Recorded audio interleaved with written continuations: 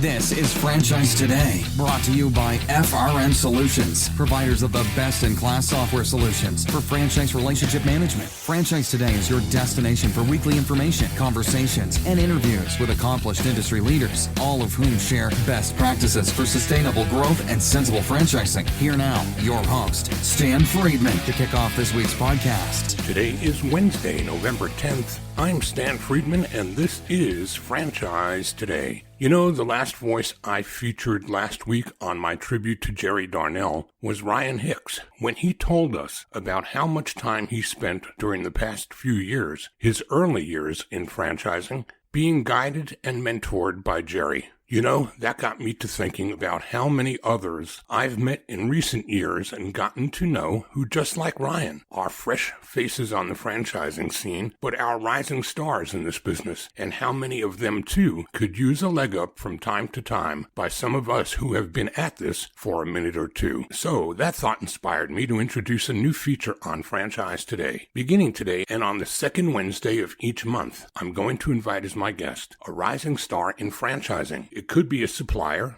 an up-and-coming franchisor executive, someone in franchise development, marketing or ops, an IFA staffer, a PR person, a franchisee, anyone for that matter in service to our business model, building a solid reputation as they ascend on their journeys to the next generation of franchise leadership. I'll air those interviews each month in the name of Jerry's memory and his desire to always pay it forward to all of those he touched. So, this week we'll kick that series off with none other than Emily George, just a few years into her franchise career, but already on a trajectory to make her mark on the business. Emily recently joined Michelle Rowan and Eric Stites at the Franchise Business Review after a few years at Rev Local. Most recently, during the pandemic, she's impressed a great many of us with her captivating and informative contributions to the now infamous Whiskey Wednesday posts on LinkedIn, created by none other than two other guys who, like me, have been around this business for a minute or two. I'm speaking about none other than David Chapman and Pete Baldine. So, when I return in 2 minutes or less, I'm joined by Emily George. This is Franchise Today. I'm Stan Friedman, and I'll be back in a flash. Franchise Today will be right back,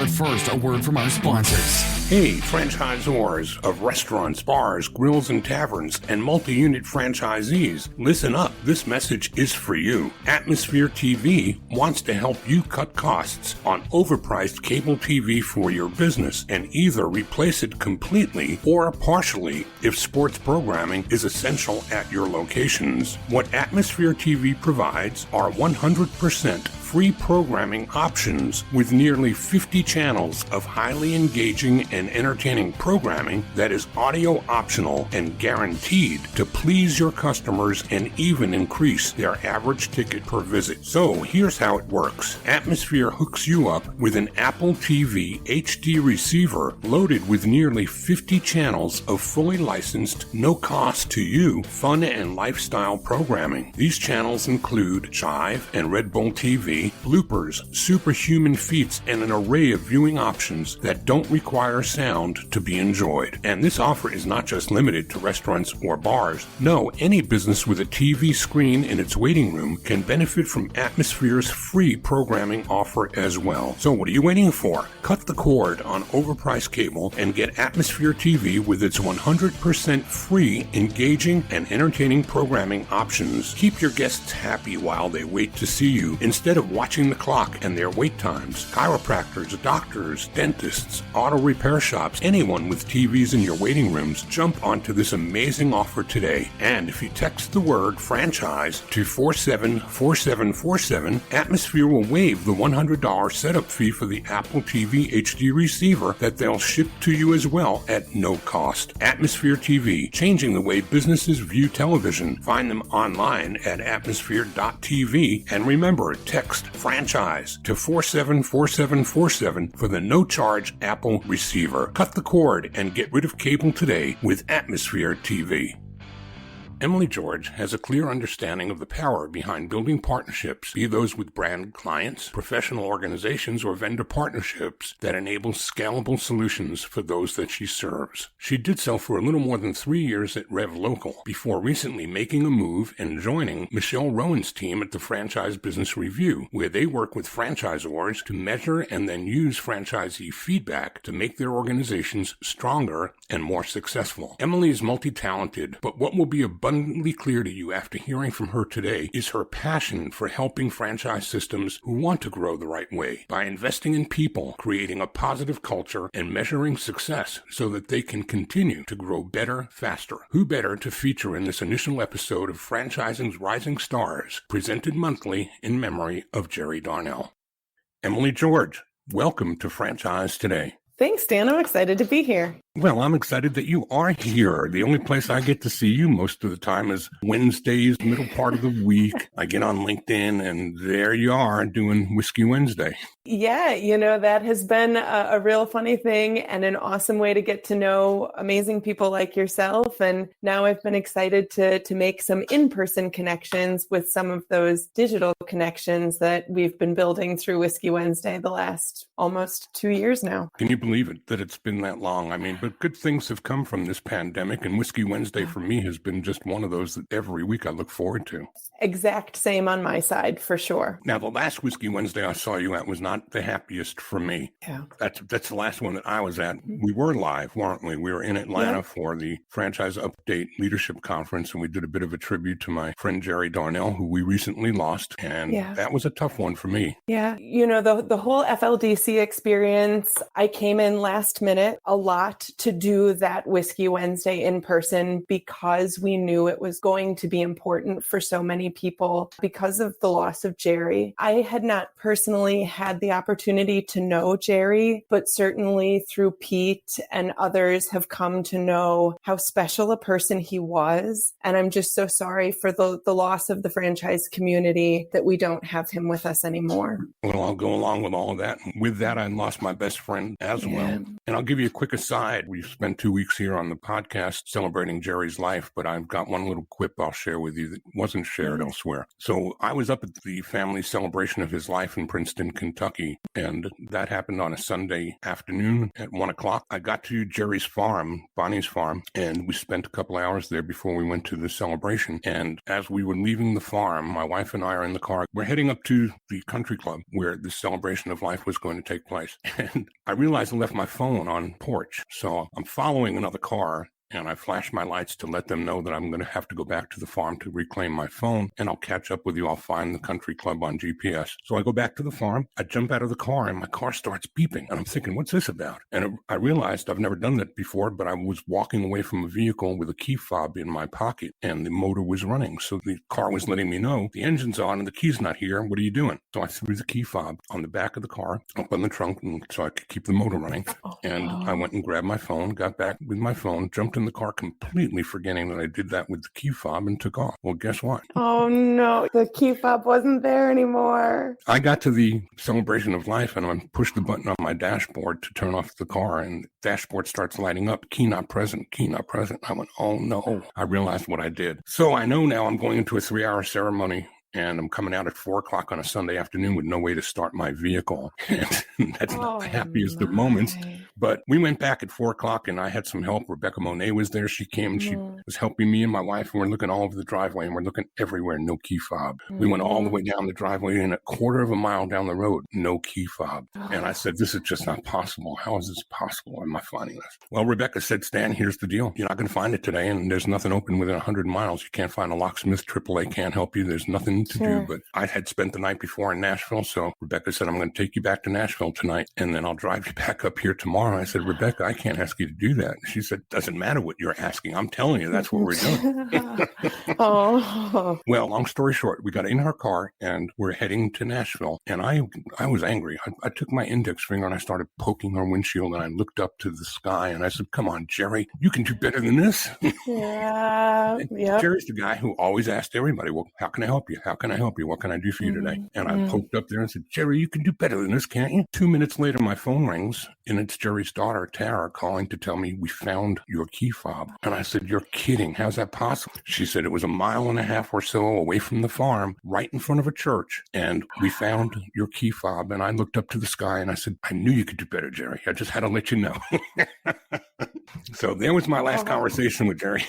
Yeah. Thanks for sharing that. Like, what an amazing memory. And I'll tell you, about 11 years ago, I lost two of my very best friends way too early, 13 days apart, in totally unrelated situations. And I would not wish that kind of grief on anybody, but I will also tell you that there have been just some incredible moments in those last 11 years where I very much know that those people are still in my life in whatever way that they can be. And I'm so glad that Jerry could be there for you on that day. Well, thank you. And I appreciate that, because I really, truly believe that's exactly what happened. Yep. In fact, found it right in front of a church of all places. So Yep. you just can't make it up. Yep, that's a sign. That's a sign for sure. So let's push all that aside for the moment, and let's get back to the beginning and do what I do every week, Emily, and that is to ask my guests to explain to the audience how franchising found you and when that was. Yeah, so as you say, franchising, like many others, found me in a really unusual way. I had gone to college to be a high school history teacher, was fully licensed in the state of Iowa, where I went to school and did my student teaching. We moved to Ohio shortly thereafter, and I did all of the necessary things to transfer my license to teach to the state of Ohio. And just moving at an odd time of the year, didn't land a teaching job right away and started doing other random things that took me to a frozen custard shop in Ohio, working for a lovely family in a small community, Granville, Ohio, just outside of Columbus. And while I was working for the frozen custard shop, a new restaurant came to town, and I had worked in restaurants all through college. My family had owned a restaurant when I was growing up, and in famous last words style, my mom had always said, Emily, you can do anything you want, just don't go into restaurants. Don't go into hospitality. And even after 4 years bartending through college, I kept at restaurants. And I went back to bartending and working in restaurants. And it kind of, when we were in Ohio, it restarted a career for me there. I worked professionally as a bartender. I was a nationally ranked competitive bartender for a number of years. I got to work on a number of amazing restaurant cocktail programs and kind of moved around the hospitality scene in Columbus for a number of years. And that afforded me the opportunity to meet a lot of really amazing people. And as any bartender will tell you, we love a regular. And I really loved my regulars. And I really loved getting to know them and getting to know about what they did and where they came from. And since Columbus has such a deep franchise bench here, it just so happened that a few of my regulars worked for Wendy's. I worked with the head of research and development for Wendy's, which was super fun. And then at the tail end of my time behind bars, I got to know the president of Wendy's International, Daryl Van Lichten. We just struck up a real good friendship. I really enjoyed him. And even after I left my last bartending job, stayed in touch, because you protect those relationships above all else. You just never know when you might need to make a phone call, or there's something you can help with, or that they could help you with. And so we just stayed in touch. I spent about 3 years working in startup technology. Again, it was a regular of mine at the bar who offered me an opportunity to work for a tech startup. So I worked as a Shopify Plus partner in a little tech startup for a few years. And then sure enough, 3 years later, I was looking for a new opportunity. I called Daryl Van Lichten. He had just bought a small restaurant group and was looking for an operator. So I got to literally go to work at the hand of a couple of masters, Daryl, who had spent so much time at Wendy's, and then John May, whose family owned Arby's, and he was the CEO of Arby's for a number of years. So I got to learn QSR, FBR ops from those two gentlemen. And it was trial by fire, drinking from a fire hose, about like the best introduction to the concept of franchising I could have asked for. And didn't even know that that's what I was looking for. But certainly, while our brand wasn't a franchise, all of their experience was in franchising, and everything they talked about was in franchising. And I just really kind of grew to love the business model and the idea of franchising. And so my next opportunity was to go to Rev Local and work on the supplier side of franchising. I had just enough experience and kind of just enough knowledge of the community to be able to take a position there and work on that side. And now I have, through Whiskey Wednesday, through my time at Rev Local, have gained just so many relationships in the franchise community and an even deeper love and passion for this business model, for what it can mean to so many people in so many different ways. And now I just couldn't be happier than to be continuing my career and continuing to grow with the team at Franchise Business Review. What an amazing place to land, and what a great way to get there. And I'll tell you that I'm really glad that you didn't take your mom's advice seriously, although your mom was right. Hospitality is a tough road to hoe, but you wouldn't be here now having this conversation together had you listened to your mom then. Something else that you said that struck a nerve with me is, I say for years that the people that I've known over the years in franchising, we've known them in different places and at different times. So we all change shirts, but we collect the people. And you had that lesson early on. Yeah. And I've always been habitually a collector of people. Maybe some people wish I'd disappear every now and again, but people are so important, and truly you just never know when someone just needs to hear from you. And so I've been that person for a long time who, when I think of you, you're going to get a text message or an email or phone call from me just saying, hey, I thought of you. And this is what made me think of you. And oh my gosh, do you remember this time that we spent together? And I hope you're doing well. And even if I never hear back from you, I want you to know that I'm thinking of you. And I think franchising is a lot about that too, because yeah, we do move around a fair bit in this business, but it's nice to always know people and to be able to make those connections. You know, I made a New Year's resolution this year that you just kind of articulated. But my resolution was, if you're a person that's been a part of my life and you've not been in my orbit in the recent past, and I think of you or I hear your name or I read your name someplace, I've forced myself to make an outreach within 24 hours of that moment. It could be a text or an email, or it could be a voicemail. It can be anything, but at least I've put out a message to somebody or a flag to somebody that I haven't heard from in a while. Now, that gets a little daunting sometimes, Emily, because you get on the phone and have that conversation with that person, and now 5 or 6 more names may pop, and now I have 5 or 6 more people that I have to reach out to that I wasn't planning on that given day. But it's been great. I found myself back in touch with a great many people that I never should have really lost touch with, but this is my way now to be certain that it'll never happen again. Yeah, that's a cool thing. I love that you're doing that. And that is such a great way to do it. Like, when you think of that person, just reach back. You know, we talked about the universe already, and I think that's another one of those times that maybe the universe is just telling you that person needs a little love. Yep. I think it's true. Tell you what, let's do. Let's take a quick break. And when we come back from that break, I want to talk a little bit about what it is people see when they see you on Whiskey Wednesday, because you are really eloquent. And I don't know where that training came from or if it's just natural, but you're quite the educator. So even though you didn't become the teacher, I think in some ways you really are. And we're going to come back and talk about your talent on video production and showcasing your talent for mixology. And then we're going to get into some more discussion about Franchise Business Review as well. But first, we'll talk about the fun stuff with Emily George, Senior Client Coordinator for Franchise Business Review. And we'll be right back with more. Franchise Today will be right back. But first, a word from our sponsors.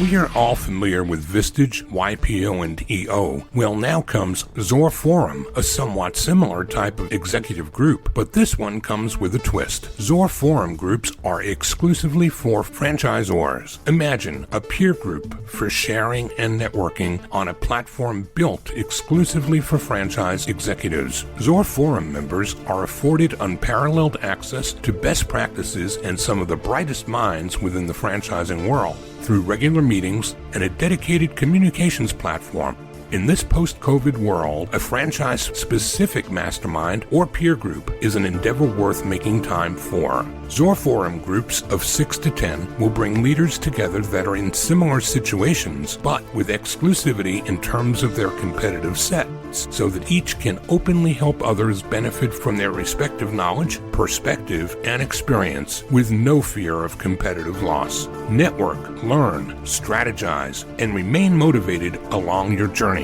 Join a peer group, not just any peer group. Join the only one designed for emerging franchisors. Join Zoar Forum. Learn more at zoarforum.com. That's www.zoarforum.com.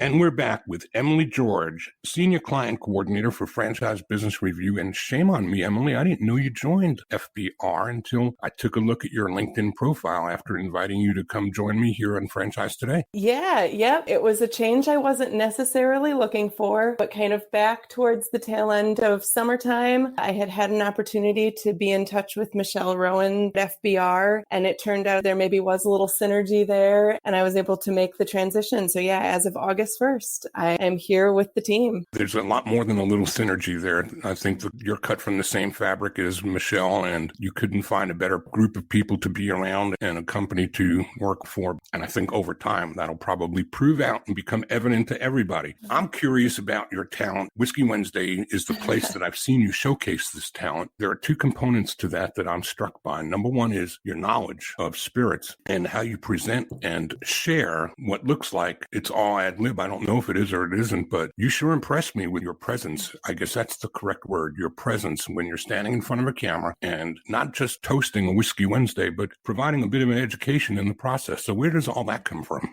Boy, Stan, I'm going to just ask to be on your podcast anytime I need a little bit of a boost. But thank you. Thank you so much. And I'm glad people enjoy it. And it's a thing I love to talk about where it comes from, because it very much comes from my parents. My mom started her career as a speech and mass media communications teacher in a school district in Wisconsin. She taught speech and journalism for a number of years before my brother and I were born. And then when my brother was born first, she stayed at home. And then when I was maybe in kindergarten or first grade, she started working for our local Methodist church as a Christian education director. And I tell you, what she built at that church is nothing short of miraculous. She and Pastor Don, who was the pastor there, built an amazing congregation, and she built a second to none Christian education program. And one of the components of that was that all of the children, all of the students were going to participate in the church community in a variety of ways. And when we were participating in the church service, we were going to do so professionally and with polish and with rehearsal. And so we all of us kids that went through Wesley United Methodist got a really incredible education in public speaking and kind of performance. And that really has stuck with me through everything that I've done. And it's a compliment that I get here and there when I've done different things. And I always have to go back and send a little thank you back to my mom, because this kind of all comes from her. Yeah, I have a lot to thank her for, and that's where it comes from. So that's the presentation skills. What about the mixology? Oh yeah, so the mixology, like I said, I had kind of bartended my way through college, and bartending in Iowa was really just a lot of draft beer. But I'll still never forget the first time a person ordered from me a 7 and 7, and I had no idea what it was, but I said sure, and then ran to the nearest person I could find to say, do you know what a 7 and 7 is, and how do you make that? So I remember I could never forget that moment. But then when we moved to Ohio and I started working for kind of higher level restaurants, I learned a lot more about bartending. And then I had the opportunity to work for Kimmer Mitchell Restaurants, which is a relatively well-known brand here in Columbus. And they've since gone national with their Ocean Prime concept, and Marcella's is around the country as well. But while I was there, one of the bartenders that I was working with, Chris Delavi, invited me to a bartending competition. I had never heard of anything like this before. I didn't know anything about it, but she just said, you have to make a cocktail with Don Q rum and then show up at this time and this place to make it.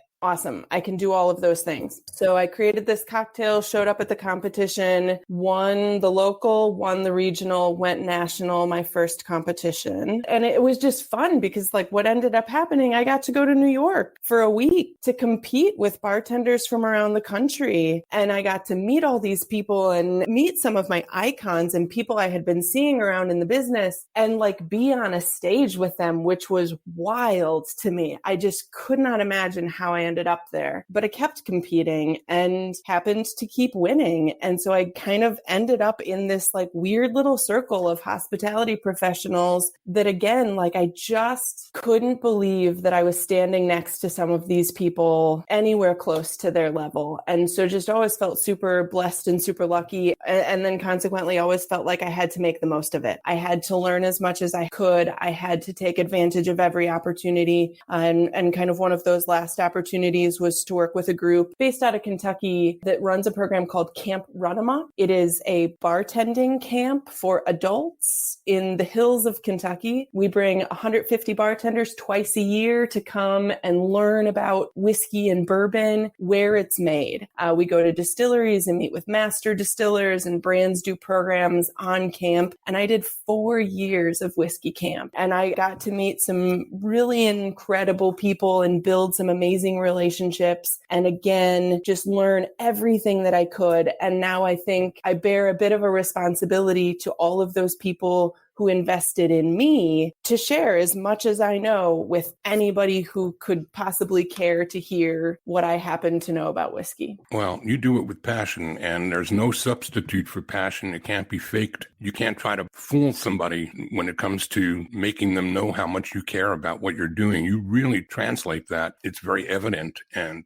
I'm impressed by the knowledge base, but more so with the poise with which you deliver it. And for me, it's no wonder you did quite well, and you talked about bartenders' best friends are the regulars. I feel like a regular for Whiskey Wednesday because I'm going to hear from you, and I'm going to get a lesson, and I'm going to enjoy getting it. So that's, that's always fun watching you do that. And your bar at home, I guess, looks more professional than any bar I walk into. Pretty well stocked. Yeah. The banana stand, I don't keep an active inventory, but when we moved into this house, the banana stand was about 350 unique bottles, and it's well over 400 now. Wow. I don't really know exactly what it's at. We're talking with Emily George, and we're having a conversation today that's a little off the path of the usual episode here on Franchise Today, but I'm enjoying this one as much as any. So, Emily, let's get up to date on where you are now, and the role that you will play at Franchise Business Review is going to be what? Sure. So I work on the sales side for Franchise Business Review, and I think for FBR, sales is a bit of a heavy word. We're partners with anybody that we work with, and anybody who knows anything about FBR. And for folks who may not know anything about us, what we care most about is helping brands who are doing right by their franchisees build awareness for the great work that they're doing. And we do that by franchisee satisfaction. We take franchisee satisfaction surveys. We help build that validation and gather that feedback for those brands. And then the media side of our company does an amazing job celebrating the best of the best franchise brands that we work with. We also put all of that content out so that candidates who are looking for a great franchise opportunity have a little bit of a head start when they start at Franchise Business Review. They know that they are looking at some of the best brands with great franchisee satisfaction validation, and they have a great place to start with our top 200 list when they're looking for a brand that might be a good fit for them. We have also expanded into the employee engagement world. So we've been doing a lot of really cool work gathering feedback from employees. And if we know anything right now, it's that hiring and retention are two of the most important things that anybody can be focusing on. And so we've enjoyed working with brands in a slightly different way to help them gather that kind of information as well. So I'm working with existing brands and any new brands who might like to partner partner with FBR. So technically on the sales side, but like I said, we're not really here to sell you anything. We just want to partner with you and help in any way that we can. So that kind of touched on what my next question was going to be. Who is the sweet spot? Are there any brands that are too small or too new? How big does somebody have to be able to benefit from what you do for them? We will work with any brand that is 10 franchisees with open and operating units or larger. And there really isn't, or at least we haven't found yet, a high end for that. We've worked with brands north of 2,000 franchisees open and operating. So there can really be a range there. Every now and again, I've heard some of our smaller brands question whether it's worth it to participate when there are much bigger brands that are also gathering this validation. And I say it's never too early to get that feedback from your franchisees, to establish the baseline and to kind of set your brand on a trajectory of how high is up. You're usually validating really well when you're a small system. Those excited first franchisees who are so passionate about your brand and you gather really great feedback initially. Awesome. How do we make sure you are never below where you started and just continue to grow? So kind of 10 is the magic number for franchisees open and operating to start working with us. And what does a franchisor have to do to get started with you? What kind of a commitment does it take in terms of time and energy? And are there better times of year than other times perhaps to do these surveys? Sure. So to work with us, it just takes an initial conversation. We try to make it as easy as possible and as frictionless as possible because we don't want to create more work for you. We're trying to make your life easier. So once we kind of establish what your goals are and how we can best help, all we really need from the brand is their FDD and a contact list of their franchisees, and then we can take it from there. Again, we just try to make it as seamless as possible. Are there any brands that you can't help or do work for? You know,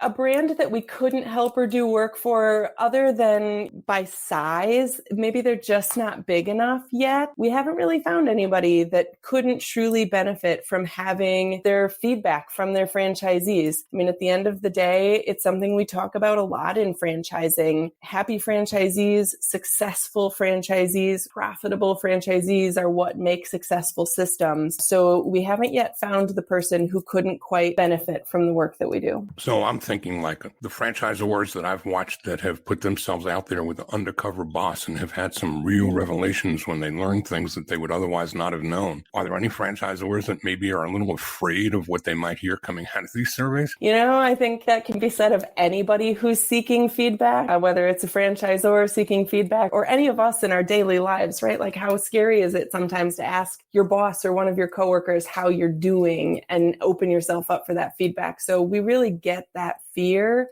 FBR works first and foremost confidentially. A number of brands work with us and some validate really, really well and still choose to keep that confidential. Maybe for some reason they don't want to be published on our awards list. That does happen. It happens the other way too, where sometimes we get some really tough feedback from franchisees. We uncover some issues that maybe the brand wasn't fully aware that the issue was as big as it is. And we're happy to work with that brand to troubleshoot. Maybe we bring in our team to do a bit of an executive analysis to really help dig into that issue. And again, we're not here to shine a light on anybody who's struggling. We want to help folks who are struggling. So we're not going to shout it from the rooftops if validation isn't quite where we want it to be. We're just going to work with you until it is there. And I'll share a real quick story. We have a brand that we've worked with for a number of years, and I had the pleasure to sit in on a conversation with Michelle a month or so ago where they were reviewing, I think, their third or fourth year of surveying with us. So they've been working with us for 3 or 4 years, consistently surveying every year. The first year it was not great. They knew it wasn't going to be great. They were prepared when they went into it. And boy, that team has worked over the last few years, every year, increasing their overall satisfaction by 10 points. And I just can't tell you how incredible it was to see that team come together, see their most recent result, see the result of their effort, and just the cumulative impact on their brand over time. It's possible, and it's wonderful to see it when it happens. It's got to make you feel good to be part of that.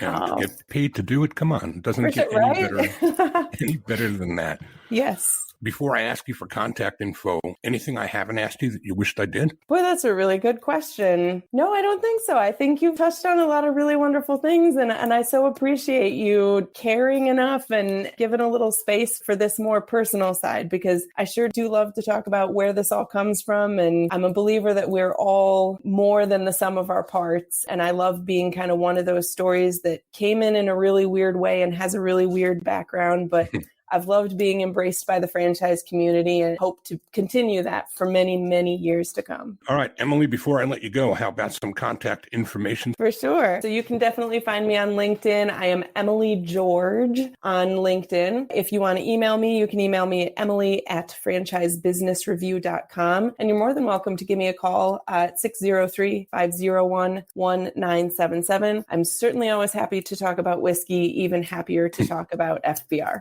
If you've not seen Emily on a Whiskey Wednesday toast, go to LinkedIn and get to know this amazing young lady whose career in franchising is going to touch a whole lot of people in the years ahead, and you couldn't have picked a better place to land than Franchise Business Review. I want to thank you for being here, Emily, and look forward to seeing you out there as we start getting back to live events again and the ability to see one another on something beyond a Zoom screen. Absolutely. Thanks for having me, Stan. This was a blast. Emily George, Senior Client Coordinator at Franchise Business Review. Well, did you catch the duality of what Emily said when she stated that happy franchisees, successful franchisees, profitable franchisees are what make successful franchise systems? Well, you know, others might suggest that successful franchise systems are what enable franchisees to be happy and profitable in the first place. Who's to say whether there's a right or a wrong here? I mean, either of these are good things.